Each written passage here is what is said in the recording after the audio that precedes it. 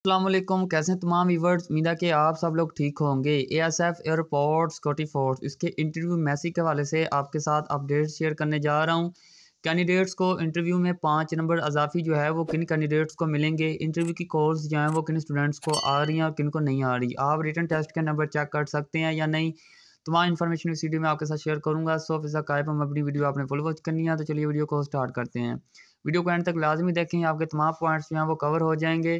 तो अगर आप इंटरव्यू की प्रिपरेशन करना चाह रहे हैं तो स्क्रीन पर नंबर दे रहा हूँ, यहाँ से रब्ता करें। इंटरव्यू की मुकम्मल प्रिपरेशन जो है वो आप कर सकते हैं।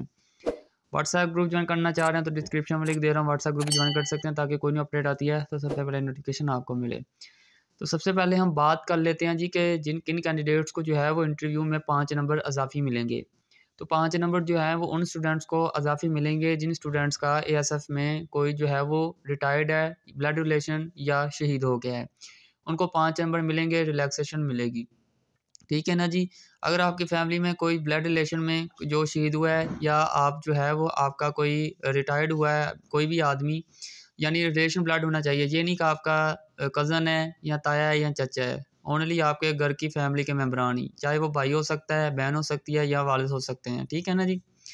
अच्छा जी, आगे बात कर लेते हैं जी इंटरव्यू की कॉल्स जो हैं वो किन स्टूडेंट्स को आ रही हैं। स्टूडेंट बहुत सारे यूट्यूबर कह रहे हैं कि कॉल्स आना बंद हो गई हैं। अब जो जो जुम्मे वाले दिन कॉल्स आई हैं सिर्फ वही मैसेज आए हैं, उसके बाद नहीं आए। कसम खुदा की, मैं अब कसम खा रहा हूँ आपको, जो है वो यकीन नहीं होता, फिर आप कमेंट्स करते हैं। स्टूडेंट्स को जुम्मे के बाद भी कॉल्स रिसीव हुई हैं और आज भी स्टूडेंट्स को कॉल्स आई थी और कल भी कॉल्स आई थी 2 बजे। ठीक है। और उनसे पूछा जा रहा है कि आपको इंटरव्यू मैसेज मिल गया है या नहीं मिल गया।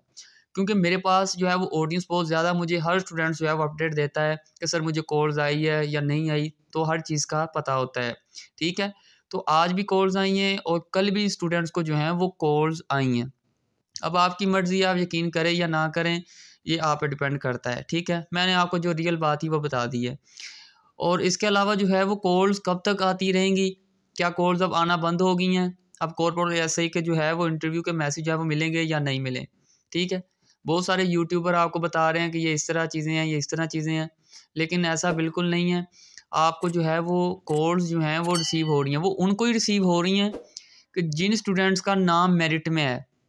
यानी ये मेरिट लिस्ट वो देखते हैं, फिर जो है वो कन्फर्म करते हैं कॉल्स करके फिर पूछते हैं कि आपको इंटरव्यू मैसेज मिला है या नहीं मिला। अगर स्टूडेंट को मैसेज नहीं मिला तो वो फिर कहते हैं आपका रोल नंबर ये है, आपने इस हेडक्वार्टर आना है, अपना इंटरव्यू इस डेट को देना है। तो फिर स्टूडेंट्स जो हैं वो कॉल्स सुन के ही जो है वो फिर जो है उन्होंने अपना इंटरव्यू देना है, यानी उनको मैसेज रिसीव नहीं हुआ। और जिन स्टूडेंट्स को मैसेज रिसीव हो गया है और कॉल्स उनको लाजमी आ रही हैं, और ऐसे स्टूडेंट भी हैं जिनको मैसेज रिसीव हुआ लेकिन कॉल नहीं आई। ठीक है। हर डिस्ट्रिक्ट का अपना हिसाब होता है। तो उनसे पूछा जाता है कि आपको मैसेज रिसीव हुआ है, जो अगर कह दिया मैसेज रिसीव हुआ है तो फिर जो है वो कॉल कट हो जाती है। ठीक है। अब बहुत सारे स्टूडेंट ऐसे हैं जिनको कॉल्स आई हैं लेकिन वो अटेंड नहीं कर सके। अब उनका क्या सलूशन है? उनका जो है वो 2-2 बार उन्होंने कॉल्स की हैं, अब इसका कोई सॉल्यूशन नहीं है, जो रियल बात है। ना आप उनको अगेन कॉल कर सकते हैं, कॉल करेंगे बंद जाएगा और कॉल होगी नहीं, क्योंकि वो पीटीसीएल नंबर होता है। तो अभी वेट है, अगर आपको कॉल्स आ जाती है तो वेल एंड गुड, अगर नहीं आती तो फिर आपको कॉल्स नहीं आएगी, क्योंकि आपका मेरिट लिस्ट में नाम नहीं है, आप क्वालिफाई नहीं है। चाहे आपके 40 नंबर हैं या 45 नंबर हैं, आप क्वालिफाई नहीं हैं। ठीक है ना जी। अच्छा जी, अब बात कर लेते हैं जी एलडीसी यूडीसी के जो है वो मैसेज आएंगे, कब आएंगे? वो आपके मैसेज जो है वो 14 से 15 तारीख को आ रहे हैं। कोर पेट्रोल एएसआई के मैसेज जो है वो मज़ीद आना जो है वो बंद हो गए हैं। ठीक है। अब नहीं आपको मैसेज रिसीव होंगे। ठीक है ना जी। रियल बात मैंने बता दिया आपको, थोड़ा सा डिसहार्ट होंगे आप, लेकिन कुछ जो है वो चंद दिनों के लिए इंशाल्लाह जो है वो, देखिए मेरी बात सुने, रिज़्क जहाँ पर लिखा है अल्लाह ताला की ज़ात ने वहाँ पर आपका जो है वो लिख दिया है।